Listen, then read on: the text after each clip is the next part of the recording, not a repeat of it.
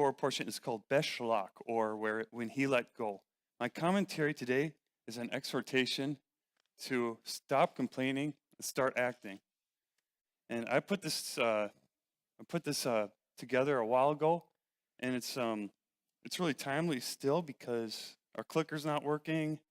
And I was in a car accident yesterday, and so anyway. Also, sometimes I've noticed some Christians take an apathetic approach to their walk, unwilling to sacrifice for the advancement of God's will. I want to look at different instances in this week's portion where God's people had to play their part in God's plan. Let's go to a point shortly after Israel left Egypt and the Egyptians were in pursuit. In Exodus 14:10. And when Pharaoh drew near, the children of Israel lifted their eyes, and behold, the Egyptians marched after them. So they were very afraid, and the children of Israel cried out to Yahweh. They did what we should do when we're afraid, cry out to God for help. Verse 11. Then they said to Moses, because there were no graves in Egypt, have you taken us away to die in the wilderness? Why have you so dealt with us to bring us up out of Egypt? Is this not the word that we told you in Egypt, saying, let us alone, that we may serve the Egyptians? For it would have been better for us to serve the Egyptians than that we should die in the wilderness. Now, I've seen this reaction before from believers when things get tough, usually from myself, like when I'm in a car accident. Many Christians have the idea that life will be much easier following God. That's why they begin the journey. That's why the Israelites wanted out of Egypt. But just like Pharaoh, Satan's not happy losing his slaves. Like Pharaoh, he's going to pursue us and try to bring us back. When he does, we have to cry out to God like the Israelites did. But we can't entertain the idea of going back to our former lives the way they did. And continuing in verse 13. And Moses said to the people, do not be afraid. Stand still and see the salvation of Yahweh, which he will accomplish for you today. For the Egyptians whom you see today, you shall see again no more forever. Yahweh will fight for you, and you shall hold your peace. We need to have faith in God like Moses did. We have to remember all the great things God has already done. Verse 15. And Yahweh said to Moses, why do you cry to me? Tell the children of Israel to go forward. But lift up your rod and stretch out your hand over the sea and divide it. And the children of Israel shall go on dry ground through the midst of the sea. So God asked Moses why he cried out to him. Well, it's because Moses knew God was faithful to keep his word. He knew God was able to help them. He knew God wanted to free them. And he knew the Israelites couldn't help themselves.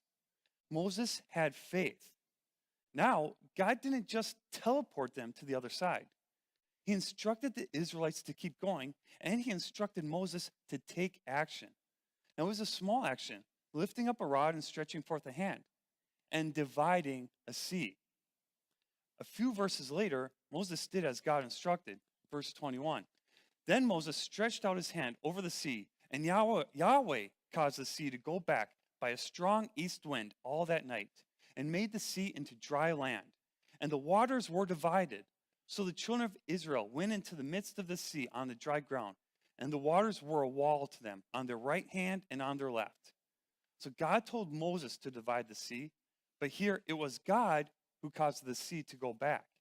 We see the relationship between our obedience and God's actions.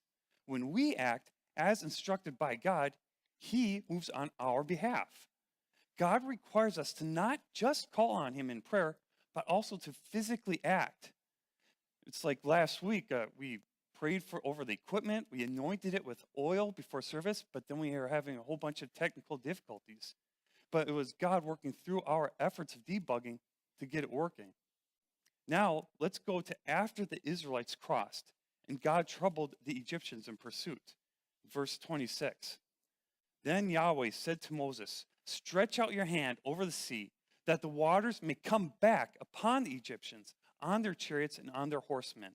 And Moses stretched out his hand over the sea, and when the morning appeared, the sea returned to its full depth, while the Egyptians were fleeing into it. So Yahweh overthrew the Egyptians in the midst of the sea. Again, God told Moses to stretch out his hand over the sea. God didn't just do it himself. He asked his servant Moses to play a part. God was not dependent upon Moses to perform miracles, but we see he wants his people to participate, to take part. When we pray, when we cry out to God, we have to ask him how he wants us to participate and what he wants us to do for the advancement of his kingdom. He doesn't want us to complain like the Israelites did in this portion. In fact, after these events, the Israelites sang songs to God. But then, right after that, the following is recorded in Exodus 15:23. Now, when they came to Marah, they could not drink the waters of Marah, for they were bitter. Therefore, the name of it was called Marah. And the people complained against Moses, saying, "What shall we drink?" They complained just like when the Egyptians were closing in. Moses responded the same way here as he did back then. Verse 25. So he cried out to Yahweh, and Yahweh showed him a tree. When he cast it into the waters were made sweet. Moses cried out to God, and God showed him what to do. Again, Moses had to act. Exodus 15 ends with verse 27. Then they came to Elim, where there were 12 wells of water and 70 palm trees. So they camped there by the waters. So it sounds like a good place. God again came through for his people. But then in the next chapter, after they left Elim and came to the wilderness of Sin, in verse 2, then the whole congregation of the children of Israel complained against Moses and Aaron in the wilderness. And the children of Israel said to them, "Oh, that we had died by the hand of Yahweh in the land of Egypt, when we sat by the pots of meat, and when we ate bread to the full. For you have brought us out into this wilderness to kill this whole assembly with hunger." Now notice how each time they complained, the situation wasn't as bad as the last time. First, they were going to be killed by the Egyptians. Then they were safe, but thirsty. And now they've had water, but are hungry. Instead of remembering God helping them when they had greater needs, they continued to complain. But again, God came through.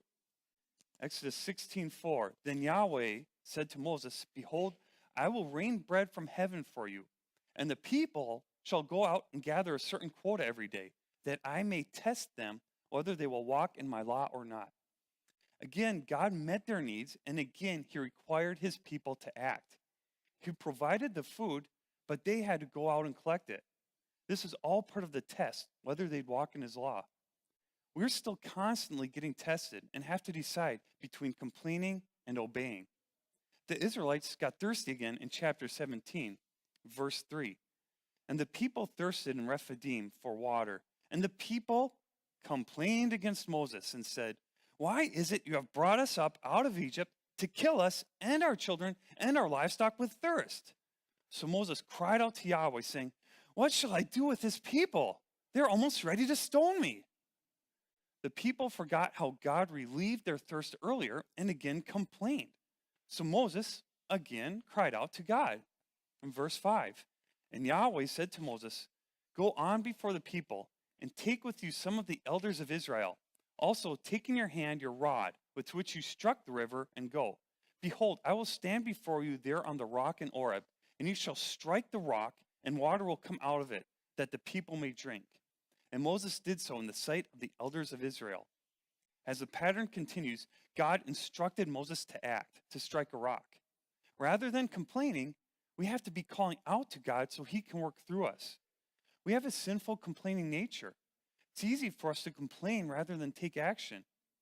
In this portion, it was always Moses taking action and the others complaining. It's like in a church or work setting where we may always see the same people doing the majority of the work.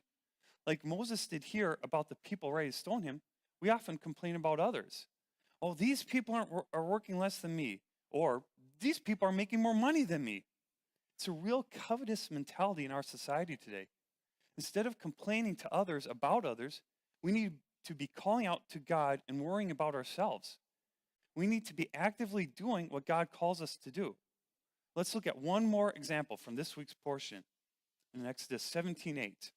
Now Amalek came and fought with Israel in Rephidim, And Moses said to Joshua, "Choose us some men and go out, fight with Amalek.